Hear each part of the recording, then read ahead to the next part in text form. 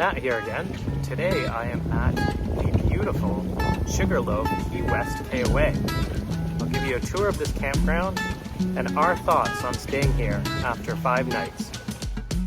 This is the most beautiful, but also the most expensive campground we've ever stayed at.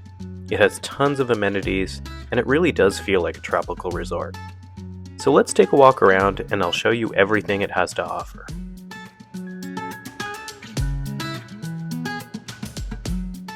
Since I'm already at the ocean front, let's start here. This campground has a beautiful white sand beach with plenty of patio chairs. There are also about 10 lots that you can see here that are oceanfront. Campground also includes a marina with a boat launch. And you can also see there's quite a few different pieces of equipment that you could rent. Everything from bikes to kayaks to other water toys. And here's a look at the marina. So if you did have a boat and needed a boat slip, they do charge extra for that, but they are available. If I pivot up from the marina, you can see that there are actually 2 hotel-style buildings in the campground. These contain the same type of rooms that you would get in a hotel, so even if you don't have an RV, you can stay at this KOA and enjoy all the great amenities.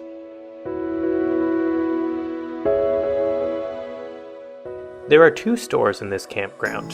The Marina store, which is the building right in front of me, sells all the supplies that you might need for your fishing adventures. This is also where you go to rent any of the other water toys. And of course, since we're located in Key West, this is indeed the southernmost KOA. This campground was ravaged by a storm a few years back, so it has been built back from the ground up.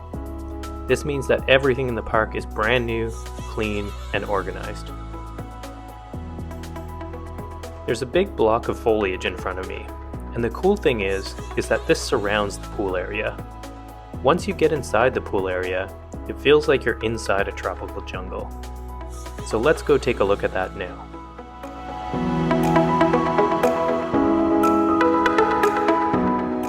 Not only will you find a pool and a hot tub in this tropical oasis, but you'll also find a variety of games and comfortable shaded seating areas.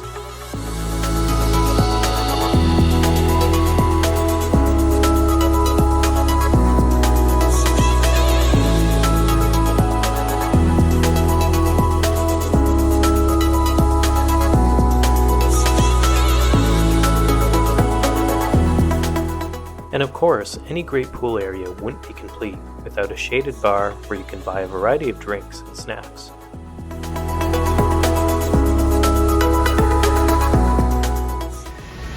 The campground has 2 laundry facilities, both with a long row of brand new washers and dryers. $2.25 for a basic wash and dry. For heavier loads, I think it goes up to about $5.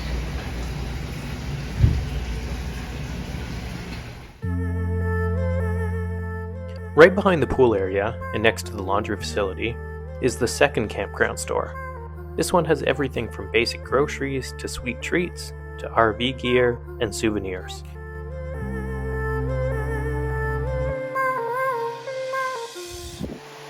So I'll start by showing you an example of a pull-through lot. I've got one of those here. You can see that this one does come with some resin patio chairs and table. What you're seeing in terms of gravel on this lot is typical for all lots regardless. However, the stone pavers are for the more upgraded lots. And of course, every lot does come with power, water, sewer hookup, cable TV, and Wi-Fi. One interesting part about this campground is there's no grass anywhere within the campground. And if you have a dog, you know that that might be a problem. It's not a problem for Hudson, but we've noticed a lot of dog owners here searching for grass for their dogs to do their business. There is AstroTurf both in the dog park and at a few locations, like right here. But if your dog is not a fan of AstroTurf, you're going to be leaving the park and walking your dog right outside of the park so that they can do their thing. When you first come into the park, you'll notice this sign, a KOA holiday. However, this campground just recently was promoted to a KOA resort, and I'm not surprised at all by that. We've stayed at other KOA resorts, and I have to say this is actually a step above those KOAs. So not surprising that they are now a KOA resort. In front of me you can see the other hotel complex that exists. So of course, if you have friends coming out here, you want them to stay with you, they can actually rent one of these hotel rooms. Or if you're coming and don't have a trailer of your own, this is a good option. You can still use all of the campground amenities. Next, we will have a look at the dog park area. As I mentioned earlier, it's artificial grass in this area. But if your dog is okay with this, it's a nice little area for them to play off leash.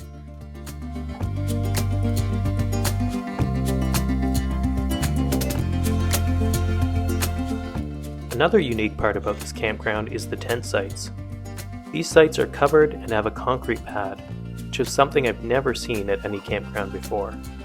These are pretty high-end tent sites.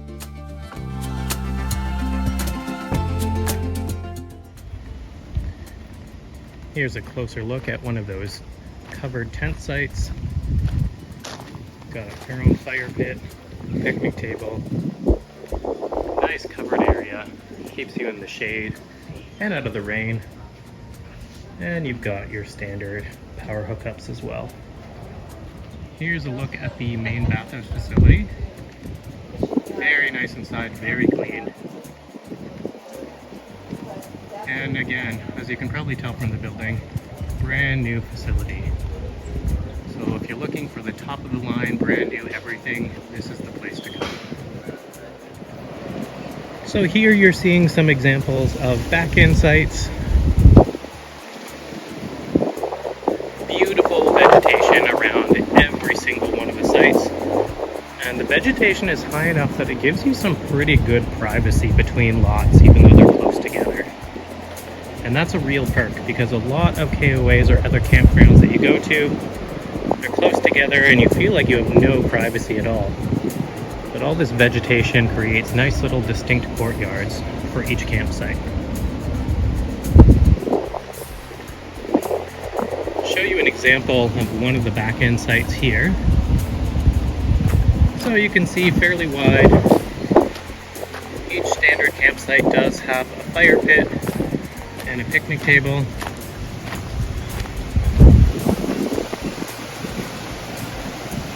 Power, water. You've got 2 sewer hookups at each site and a beautiful gravel pad.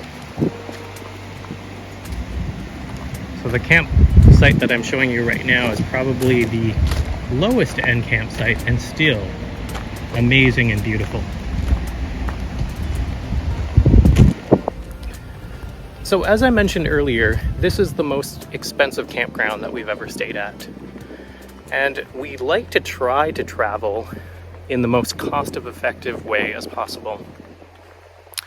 And while we were in Key West, we found lots of really great free things or inexpensive things to do. And if you've followed our travels before, you'll notice that that is a common theme for us. We are always looking for inexpensive or free things to do in all of the areas that we visit. If you want to see all the things that we did while in Key West, check out the video link above. And here is a look at our campsite. Standard back-end campsite. This was one of the most inexpensive campsites that we could get at this particular campground. You can see plenty of room for everything that we need.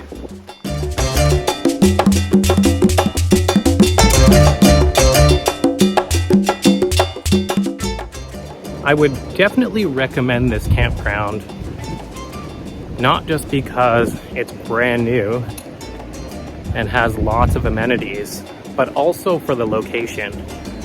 We are a 30-minute drive from Key West, and Key West has a lot to offer, a lot more than we would have ever expected before we got here.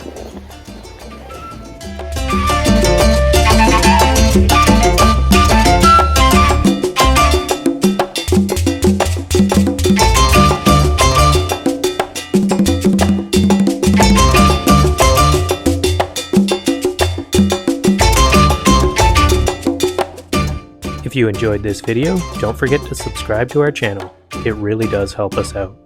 And don't forget to come back tomorrow to see where we go next.